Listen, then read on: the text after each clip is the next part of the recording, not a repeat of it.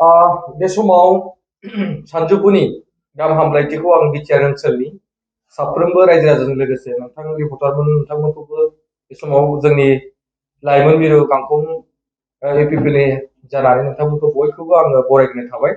बे समाव नोंथांमोनखौ हरखाबै लिंहरनायनि मोननैसो एजेन्डाखौ लानानै आं बाथ्रा बुंनो सानदों। जों नुदों मैया 14 चिराङाव जिहेतु काजलगावआव जिहेतु डक्टर सांग्रां ब्रह्म बिथाङा जितु इउपिपिएलनि सायाव माखासे बाथ्राफोरखौ बिथाङा बुंथिदों बिपिएफआव जयेन जानायनि उनाव। दा बिनि सायावसो आङो माखासे थुनलाइ बिथांनि सायाव आङो रिप्लाइ होफिनो होननानै नोंथांमोनखौ आं लिंहरनाय जादों।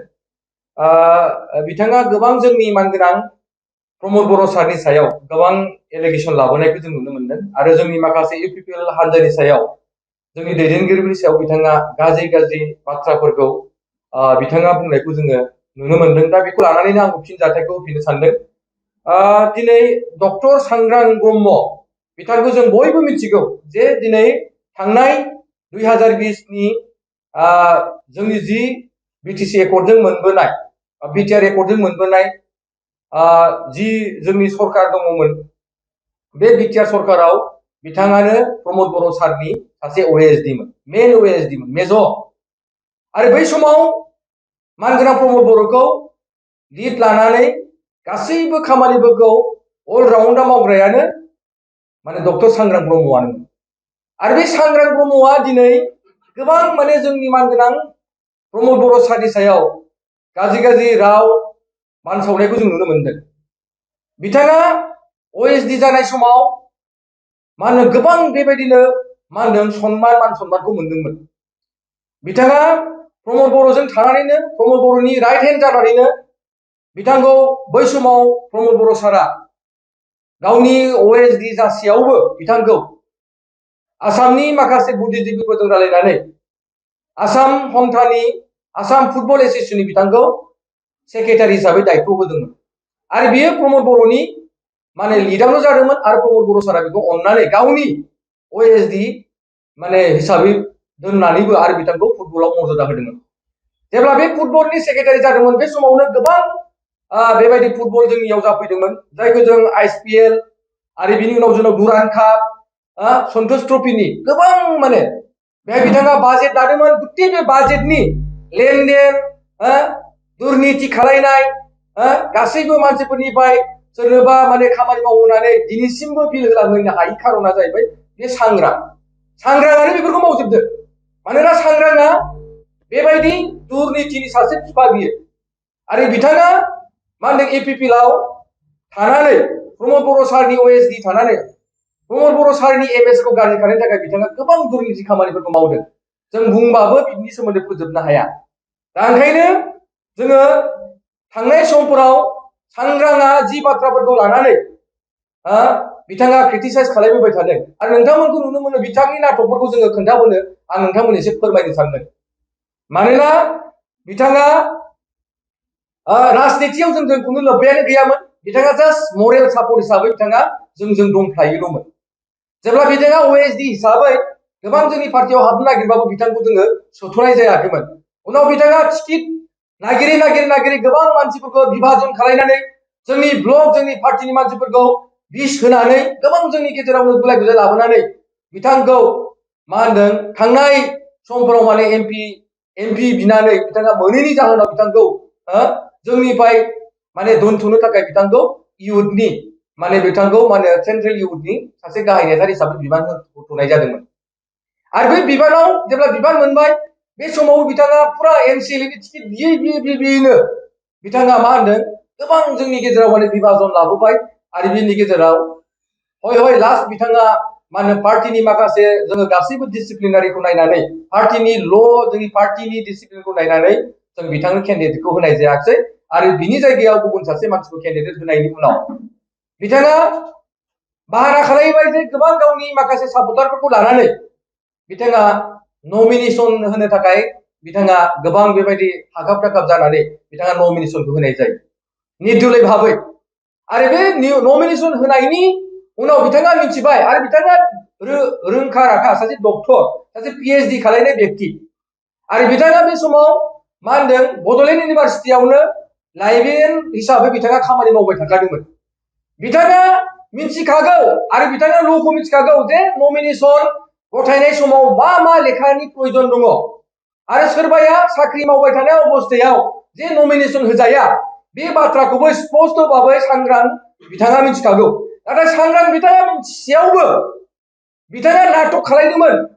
जोंनि मानसिफोरखौ माने नाटक खालायनानै बिथाङा नमिनेसन गथायफादोंमोन आरो नमिनेसन गथायखांनायनि उनावसो बिथाङा मिथिबाय जे साकरिखौ माने सिगां माने भलन्टियार रिटायार होनायनि उनावसो नमिनेसन होनो हायो होननानै। नाथाय बिथाङा बे नमिनेसनखौ गावनिखौ जाफुंसारनो थाखाय बिथाङा नमिनेसन होखांनायनि सानसे ना साननैनि उनाव बिथाङा हाखु दाखु बिथाङा मा होनदों गावनि साख्रिखौ बिथाङा भलन्टियार रिटायार हिसाबै बिथाङा मा होनदों गथायफ्लादों आरो बिनि उनाव बिथाङा सानसेयैनो माने बे खामानिखौ मावनो थाखाय बिथाङा जोंनि बड'लेण्ड इउनिभारसिटिनि हेडमिनिस्ट्रेटनि माखासे अफिसारफोरखौ लानानै बिथाङा नाम गायदों। जोंनि प्रमद बर' सारनि सायाव बिथाङा नाम गायदोंमोन बै समाव जे सरकारानो आंनि बे माबाखौ रेजिगनेसन माने लेटारखौ एक्सेप्ट खालायाखै, आंनि भलन्टियार रिटायारनि माबाखौ एप्लिकेसनखौ एक्सेप्ट खालायाखै होननानै बिथाङा नाथाय बिथाङा बाहानासो खालायदोंमोन। बे बाहाना खालायनायनि सासे नायक सांग्रांआ माबायदि मानसि नोंथांमोना दिनै जोंथ' बिराद मोजां मोनदों। सांग्रांआ जे दिनै बिपिएफआव जइन जाहैबाय बे जोंनि थाखाय बिराद मोजांसिन। मानोना सांग्रांआ जेराव थायो बे पार्टियाव दावराव दावसि जायो। सांग्रांआ जेराव थायो बेहाय थाखा फैसानि लेनदेना बांसिन जायो। सांग्रांआ जेराव थायो मा होनदों सांग्रांनि गासैबो सेल्फिश आरो सांग्रांनि जिखिनि सार्थ लबि सांग्रांनि जि माने आखुथाय दिनै बिपिएफनि मानसिया लासै मोनगोन। मोनसे समाव बिथाङा मानगोनां बारग' जोंनि भाइस प्रेसिडेन्ट आरो बारग' डिपुटि चिफ खाम्फा बरगयारी सारा बे बिथांखौ इपिपिएलआव जइन जाखांनायनि उनाव टिकेटखौ बेनो होनो नागिरनाय समाव बिथाङा खाम्फा बरगयारी सारनि एगेन्स्टआव खोथा बुंदोंमोन। नाथाय दिनै जों मैया नुबाय मोनसे स्टेजआवनो जे बिथांमोना ज' थानानै हाग्रामा महिलारी सारनि आखाइ हमनानै सानैबो सार्थ लबि, सानैबो गादिनि लबि आरो बिथांमोना बे गादिखौ लबिखौ मोननानैनो दिनै बिथांमोना निस्सय दिनै माने हाग्रामा महिलारी सारखौ दिनै डिस्टार्ब खालामनो थाखाय थांबाय। जोंहा दिनै सोरबा हाग्रामा जोंहा दिनै खाम्फा बरगयारी सार सोरबा जोंना डक्टर सांग्रां बसुमतारी थांनायाव इउपिपिएलआ सबसेबो फोलोमसेबो जोंहा खहा जानाय नङा।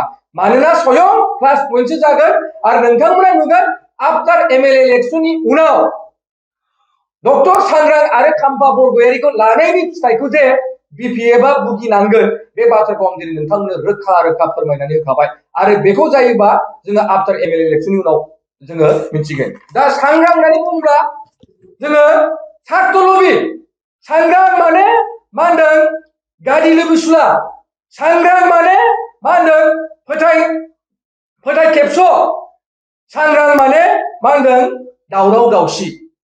दिनै नोंथांमोना बयबो मिथिगौ जे ओंखायनो दिनै सांग्रां होननाय मानसिखौ बिथाङा इपिपिएलनि सासे मेम्बारशिपबो नंखायामोन। बिथांखौ बे टिकेट नागिरबाय थानाय गादि लबिखौ मिथिनानैसो जोङो आफादजों बिथांखौ 6 मास 7 मासनि थाखाय जास्ट बिथांखौ मा होनो एडिशनेल जेनेरेल सेक्रेटारि हिसाबैसो दोनथ'नाय जादोंमोन। बिथांखौ जों पार्मानेन्ट दोनथ'नाय जायाखैमोन। मानोना जोंनि रिसार्भनि समा जोंना इलेक्शननि उनावनो जाखागौमोन।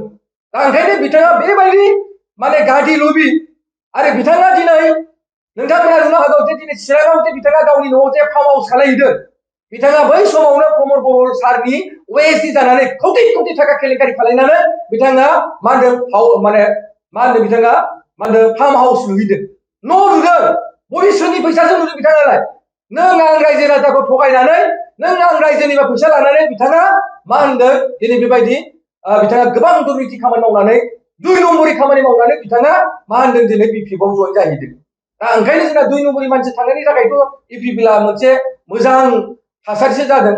मैया नोंथांमोनखौ बुंनानै आं माने दाख्लै जेब्ला बिथांमोना जइन जादों होननाय खोथाखौ जों खोनादों बिनि हराव गोबां अखा बारहुंखा फैदों क'क्राझाराव। नोंथांमोना लयख' खालायदोंना खालायाखै आं मिथिया, खिन्थु आं लयख' खालायबाय थादों।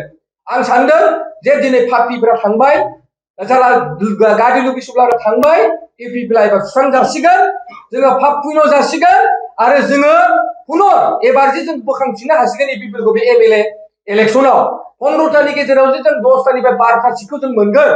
बे जाहैबाय खाम्फा बरगयारी आरो मा होनदों सांग्रां ब्रह्मनि दारै जोङो मोननो थांसिगोन रायजोफोर आरो बयबो रायजो राजाफ्रा दिनै सांग्रां आरो खाम्फा बरगयारिखौ लाबोनायखाय गोबां चिरांनि मानसिफ्रा माने मोजां मोनदों रंजादों आरो बिथांमोनजों जायफ्रा दिनै बिपिएफआव दंमोन बिथांमोना जोंखौ कन्टेक्टआव लादों आरो बिथांमोना इउपिपिएलआव जइन जागोन खाम्फा जेराव थागोन बिथांमोना थानाय नङा बिपिएफआबो जेराव सांग्रां थागोन बेहाय बिपिएफआ थानाय नङा आरो बिथांमोना उल्था इउपिपिएलआव जइन जागोन आरो नोंथांमोनाबो नुगोन बे साननैसोनि गेजेराव गोबां बिपिएफनि मानसिफ्रा इउपिपिएलआव दोलै नोगोरै जइन जागोन आरो दिनै मा होनदों नोंथांमोना बे अबस्थाखौ नोंथांमोना नुनो मोनगोन ओंखायनो आं खावलायदों जे नोंथांमोना नैबे थासारिखौ नुबाय ओंखायनो जोङो सांग्रांनि फेक्टरा सांग्रांनि बाथ्राफोरा जोंनाव मोनसेबो सोलिनाय नङा आरो सांग्रां होननानै बुङोब्ला जोंनाव लिस्टबो गैखाया सांग्रांआ सासे अफिसारसोमोन आरो सांग्रांखौ जोङो पार्टियाव अफिसार हिसाबैसो जों मर्यादा होदोंमोन नाथाय पार्टिनि सासे नेता हिसाबै बिथांमोनजों मालाबाबो मर्यादा होआखै आरो बिथाङा मिथिदों जे इउपिपिएलआव थायोब्ला टिकेटआ मोननाय नङा ओंखायनो दिनै टिकेटनि लबाव बिथाङा दिनै बिपिएफआव जइन जाहैदों आरो आं मोनसे खोथाखौ खोनानो मोनदों मानोना सांग्रांआ फुटबलनि सेक्रेटारिखौ एक्सटेनसन खालामफिननो थाखाय बिथाङा सेक्रेटारिखौ रेगुलार खालामफिननो थाखाय हाग्रामा साजों आखाइ हमफ्लानानै जाहाथे बै आसाम फुटबलनि सेक्रेटारिया जाहाथे सेफ जायो बिनि थाखायसो बिथाङा हाबदों होननानै आं खोनादों ओंखायनो आं दहाय बिथांखौ नाम होदों जे सासे माने गादि लुबिसुला सासे गादि लुबि बियो सासे बियो सांग्रां ओंखायनो आं जाबाय रायजोफोरा आं रायजोफोरखौ खावलायदों सांग्रांनिफ्राय सांग्रां जा चिरां ओनसोलनि रायजो राजाया सांग्रां जा जायनि जाहोनाव बिथाङा दाख्लै बिरदावखौ लाबोनो हायाखिसै बिरदावा बिथांनि राइट हेन्डमोन आरो सासे जोंहा गुखा मानसि दङ बेबो बिनि राइट हेन्डमोन नाथाय बिथांनि आखुथायखौ नुनानै बिथांनि माखासे केरेक्टारफोरखौ नुनानै बिथांनि सेल्फिश केरेक्टारखौ नुनानै बै सानै व्यक्तिया बिनि आंगो व्यक्तिफ्राबो दिनै साइड जानानै बिथांमोना बेलेग हानजायाव जइन जानायखौ जों नुनो मोनदों दा ओंखायनो सांग्रां होननाय मानसिया खुनु फेक्टर जाया आरो सांग्रांआ प्रमद बर'नि सायाव बुंनो हानाय बेहा मोनथायानो गैया सांग्रां ब्रह्मआ प्रमद बर'नि सायाव एक इंसि बुंनो हानाय बेहा जेबो अधिकार गैया सांग्रांखौ अननानै दिनै मर्यादा होदोंमोन इउपिपिएलआव दिनै बे ओएसडि जानायनि उनावसो दिनै सारा मानसिया दिनै सिनायदों बिनि उनावसो बिथांखौ दिनै आसाम फुटबलनि सेक्रेटारि होनानै दिनै मर्यादा मोनदोंमोन दिनै बेबायदि व्यक्तिया दिनै प्रमद बर'नि नामबो लानो समाया प्रमद बर'नि मुंखौनो लानो समाया दा बेबायदिनिफ्राय सांग्रां ब्रह्मआ गोजान जानांगौ आरो सांग्रांआ साबधान जानाया मोजां मानोना सांग्रां बायदि व्यक्तिया जोंनि नैबे दोलोआव हानजायाव थाबाय थायोमोनब्ला जोंनि गेजेराव गोबां गुलाय गुजाया जागौमोन दा ओंखायनो बे बिथाङा थांबाय बिनि थाखाय जोङो धन्यबाद होनांगोन जे सांग्रांआ जेराव थांदों साननानै नाय जे बे हाग्रामा महिलारि सारा साननैसो उनाव मिथिगोन जे सांग्रांआ जे बेसेबां दावराव दावसि खालायो सिं सिं गोबां टिम बानायनानै पलिसि खालायनानै टिकेट बिनाय माबा गारि बिनाय बेखौ निश्चय हाग्रामा महिलारि सारा उनाव बुजिनो हागोन बिथांनि टिमा बुजिनो हागोन ओंखायनो जों हाग्रामा महिलारि सारखौ आं बेखौसो रिकुवेस्ट खालामनो लुगैदों सांग्रांखौ साबधान सांग्रांखौ नोजोर हो खुनु नोंथाङा थांदोंब्लाबो सांग्रां बायदि मानसिनो जुदि गारि होनानै दोनोब्ला गाबोन नोंथांनि बिपिएफआ नस्थ' जागोन बे खाथा